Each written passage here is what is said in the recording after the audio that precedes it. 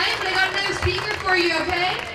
His name is Damon Dunn, and he's a gridiron hero and an honor student at Stanford University, who later made millions in real estate after concluding his career in professional football.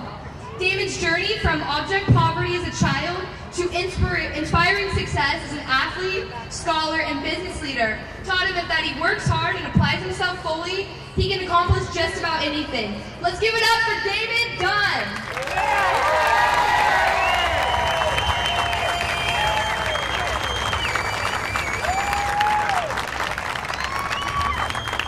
Thank you guys for having me. As she mentioned, I grew up incredibly poor. My mom had me at 16. My father was killed when I was 3 years old, and went on to lose 3 friends to murder by the time I was 16. And so we were incredibly poor. There were 10 people in a 3-bedroom trailer, and I got up every morning slopping hogs. I don't know if anybody know what that is. Anybody know what slopping hogs is? Well, I slopped hogs, got up, fed the cows, the goats, brought the chicken eggs in, my grandmother would cook, and I learned a lot of lessons growing up in poverty. And many of us probably can relate to this, that life is lived forwards, but then it's understood backwards. Right? So many times we've been through things that may not have been good to us at the time, but they were certainly good for us. We learned character development, we learned resilience, we learned how to gain wisdom. And I was able to go from that environment on to go to Stanford University and be a very successful, NFL football player. I wasn't so great in the NFL, but I played for Dallas, Jacksonville, Cleveland, the Jets. But I went on to own my own small business. Let me just share a few lessons that I learned, and then I'll encourage you with one final word. First of all, I learned that the government, when I was poor, could be a safety net, but never a trampoline. Right? Any upward mobility was going to require the individual to create it, to develop it. See, I understand, and I don't even mean this in a partisan way, but the same people that were poor when Barack Obama took office, they're going to be poor when he leaves office. Because I was poor, and presidents came and went, and governors came and went, and elected officials came and went, and they never put a car in my garage, and they never certainly put a roof over my head. See, I understand that the government will never spend you into the middle class. That's right. Right? The government will never spend you into being responsible. You're not going to spend me into making straight A's when I'm in high school so I can get to Stanford University. Not going to spend me into cultivating my talents as a football player. At some point, the individual has to understand that achievement comes down to the individual. Imagine that. Take responsibility for your own success.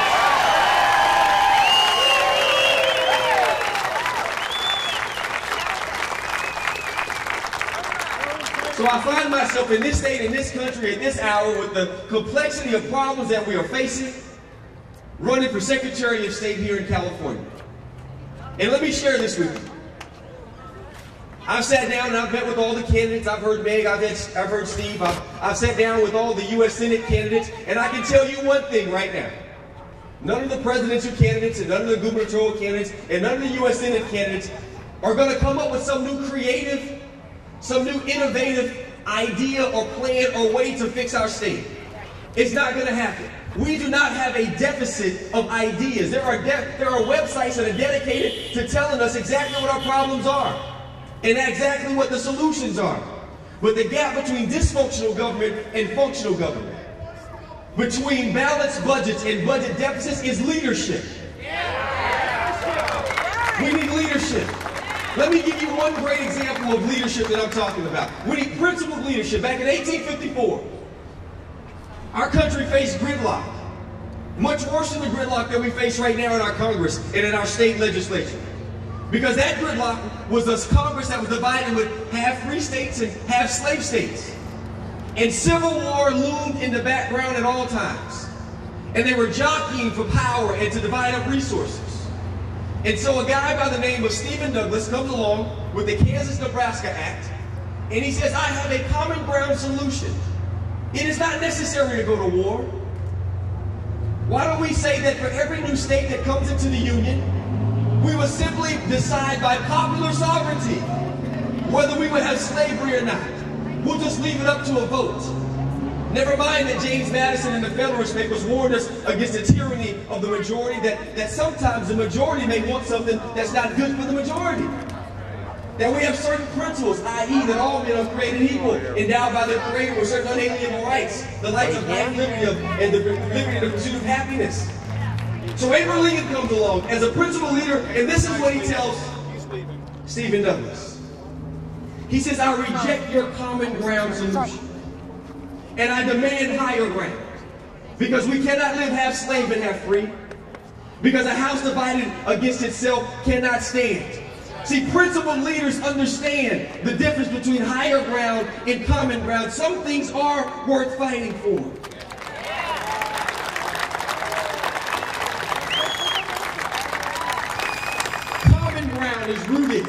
Common ground is rooted in appeasement. It's rooted in concessions. And far too often, our current president pontificates on common ground. See, common ground is when he says, can we move from partisanship to bipartisanship? That's not rooted in principle. What does that mean? That's saying, can't we all just get along? Can't we stop being mean-spirited to each other and having strong disagreements? And what we say to him is that, no, we cannot all just get along. As long as you're strong-arming a partisan health care plan on us that's requiring every American to buy something that we may or may not want, we cannot all just get along.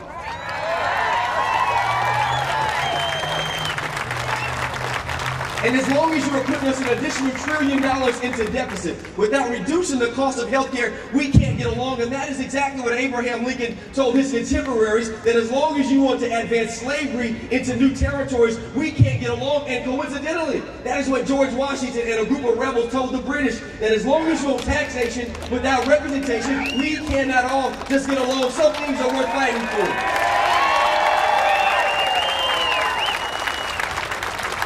That's principled leadership. We must demand leaders whose spine that we can see from the front. That's principled leadership. Principled leadership says that there are some things that are always right and some things that are always wrong. Budget, or rather deficit spending, is always wrong. Paying a woman less salary for the same work that a man does, that's always wrong. Civil rights violations, those things are always wrong. But balanced budgets, that's always right. Capitalism, free markets, less taxes, less regulation, less government, those things are always right.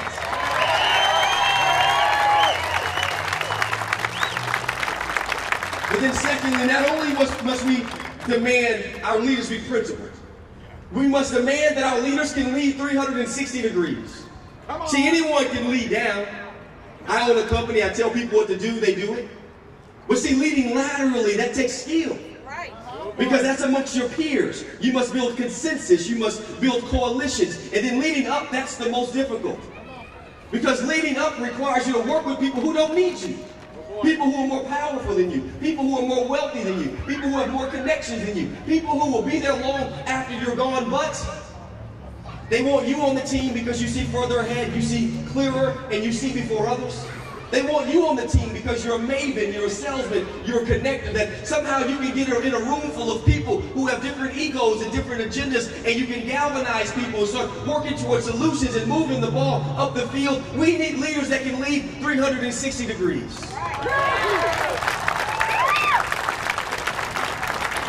And when we have those leaders that can lead 360 degrees, leaders that are truly principled, then we can start moving out of the dysfunction that we have in our California state government and also in our federal government. But understand this, we did not get into this mess overnight, and nor will we get out of it overnight. But also understand that these are not self-correcting type of problems. We're not going to wake up and drift into balanced budgets. I guess we just accidentally balanced the budget in California. It's not going to happen. It is by the intentional efforts of those of us who are willing to work hard. And listen, I've heard what the skeptics have said. I've heard what the cynics have said, that our government is not governable, that our problems are not manageable. Well, understand this, California is not going anywhere. The United States of America is not going anywhere. We're not going to wake up 10 years from now and realize that California is gone. So all of you cynics and all of you skeptics, please get out of the way of those of us who want to put our hands to the plow and begin the long, hard process of turning our state and our country around. Because I understand this. That if we're willing to work hard enough, that it can be morning in America again. That if we're willing to put our hands to the plow, that it can be morning in America again. That if we can't run out of our problems, we'll jog out. That if we can't jog, we'll crawl. If we can't crawl, guess what? We'll come out with a shovel. If we don't have a shovel, we will dig ourselves out with a spoon. And if we don't have a spoon, we will be committed to digging ourselves out with our hands. But if we get the right leaders in office, and I hope that I'm one of those leaders, we will, under all circumstances, come out of this mess. Thank you guys for having me. God bless.